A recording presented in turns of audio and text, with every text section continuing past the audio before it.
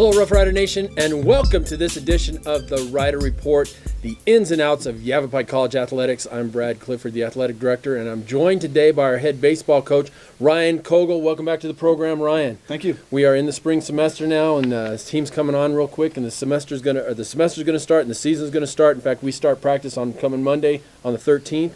The first game for baseball will be a home game on the 31st against Glendale Community College in a non-conference, I believe, 3-game series. Hopefully it's a 3-game series, depending on the weather. But tell us, Ryan, what excites you about the season? That it's here. Easy answer. Yeah. No, it's I tell you, it's an excitable group. There's a lot to be excited about. I've had a blast coaching this group thus far. Season hasn't even started yet, but that's how long the fall is. So I tell you, it's just probably the starting the process is exciting for me. That's what's always exciting, especially with a fun group. Mm-hmm. You get to see kind of some of your strengths, some of your weaknesses, what you need to work on, what makes your players comfortable and what makes them uncomfortable, which is very, very exciting for a coach, and then ways to help them kind of break through all that. How'd the fall go? You talk. Yeah. I mean, it's a long fall for you guys, and long season in general with you guys. But you spend a lot of time in the fall. I guess trying to figure out who does what and strengths and weaknesses, comfortables and uncomfortables. That's right. It's just another phase into that process. But I mean, the fall we had a lot of success, and so that's positive. And as a coach, I'm going to get coach on you. That can be cause for anxiety because you haven't seen a whole lot of things that really test you. But I tell you, one thing that I've seen is there's a lot of uncomfortability amongst our team with maybe how good everyone is and how competitive it is. So there had to be a level of comfort learned to where my name's not even in the lineup today, and I was all-state last year, Right. Which is, again, a good thing, a good problem to have as a coach. So it's exciting to see that process and give guys the tools to kind of, always be bought in and that kind of thing. Competition tends to breed that, for sure. that comfortableness and that uncomfortableness, and it brings out the best in kids. So I always thought that was a good thing is having people that were in the same position fighting for that position. Yeah, I don't know if you can teach that as well. You can teach a little bit, but some of that is things that are intrinsic, and that's what's exciting is watching some of the things that guys already have because they come from good programs and good families, etc. So let's talk about, we do have a lot of returners from a team that, by the way, finished as runners-up in the Region 1 championship. Lost to Central in a 3-game series that really could have gone either way with that series. That Central obviously goes on, wins the national championship. So we returned some players from that team. Let's talk about the returners a little bit. Well, like I said, so the excitement is getting to watch these guys come back and complete a mission that they didn't accomplish last year. And the anxiety is how much fun it was for them to experience that postseason run in the postseason, and having those guys kind of overlook the process and just want to get to the light at the end of the tunnel and watch it. But with this group, I mean, there's a lot of faith in me and a lot of respect that they've earned as far as going about their daily habits. Christian Encarnacion on the corner, All-American, drafted, Oklahoma State signee, Jack Silverman at first base, University of New Mexico signee, Tyler Boggs behind the plate, which is a huge anchor for things. Nick Adams in the outfield, Jake Robeson in the outfield, Embry Riddle sign, Matt Novus, Texas Arlington. I mean, there's a lot of guys that have already accomplished a lot so far. You got 3 pitchers particularly that are coming back and I'm probably missing some. Matt being one of them, obviously. Trey and. I'll help you. So there's 5. Will Sierra returns. He had a great year. Washington State signed. Matt Novus, as we talked about. Trey Morrill, who's arguably 70, 80 innings, kind of a dude last year. Bobby Meza in the bullpen. Riley Agloff, who will probably transition into a starting role. So, I mean, there's a lot of things.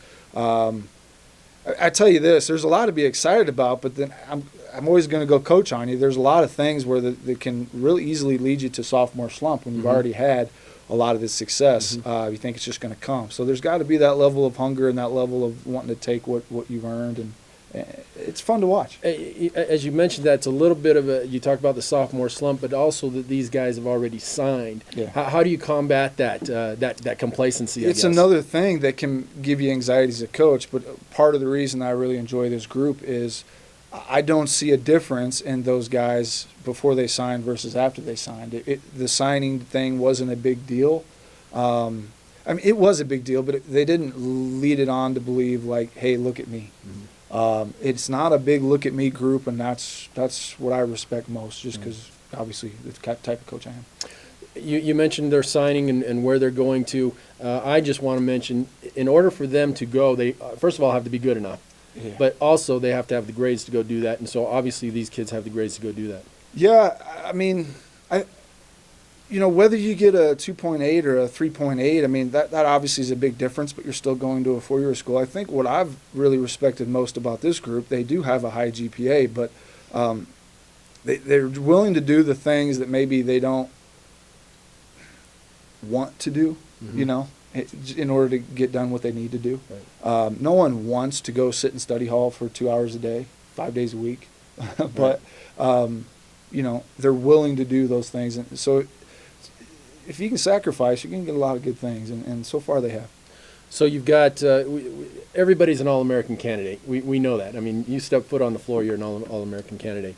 But you have one specifically who's been an All-American, Gold Glove winner. Talk about Christian a little bit and the special player that he is. He is special from the standpoint of things that he gives, and not necessarily what he takes. So he takes attention. He takes attention. If he's high maintenance, all those things that could happen with a lot of that is success. But he gives leadership. He gives an effort. It's not very often when you have those accolades that you're also one of the hardest workers. Right. That's it in a nutshell. If you can, at this level, there's a lot of individuals that can have a lot of success and not be the hardest worker. Right. And he is. So just a lot of respect for that guy. Huge leadership ability. Probably a better teammate than he is a player, which is hard to believe. And that's huge. With again, what you said with your best players, if they're doing that, then you get the respect from the other players, the incomers, newcomers, and also the returners. So talk about some newcomers a little bit. There's hard to say because there's a lot to be proven yet. It is. There's a lot to be proven, but it's not so much. I don't want to talk about individually because they haven't done anything yet. I would talk about each and every one of them. There's not a newcomer on the team that will not have to answer the bell at some point. You talk about the experience and the sophomores that have the at-bats and the innings. I haven't written out a lineup yet, and there's going to be quite a few freshmen in it, I would imagine. Right. There's 3 newcomers in the outfield that go out there and play any day of the week. We'll be new up the middle, and so that'll be a fun and exciting challenge. We'll have 2 catchers that'll push our sophomore catcher. We'll have 3-4 new arms that'll look to get into the mix. I mean, so the internal competitiveness continues, even though we're all kind of tugging on the same rope. And then our job as coaches is just figure out what kind of molds best and what gives us the best chance to be successful. Competition breeds winning right there for sure. Tell us about the league. We know we got the returning national champions, so Central Arizona. We were the national champions in 2016, so this is a pretty darn good conference, quite frankly. Yeah, I mean, like you said, competition breeds success. So, there will be, if I can try to read the future, which is impossible, but I would imagine because there's only 4 teams that make the playoffs, there will be 2 teams for sure that go home that are every bit as good enough to go to a World Series. Right.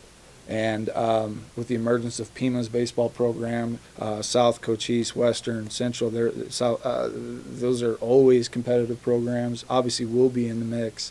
So, yeah, stay tuned. It'll be exciting. Well, and throw in the Division II teams as well. Mesa's always a strong house. Yeah, the only reason I don't talk about the Division IIs is because they're not in the postseason run. But those Division IIs just absolutely wear you down because it's just every single date. There is no competition where you go, all right, we can pitch off or we can kind of, maybe rest some dudes. I mean, it's like Floyd Mayweather boxing match. So you're going 12 rounds for sure.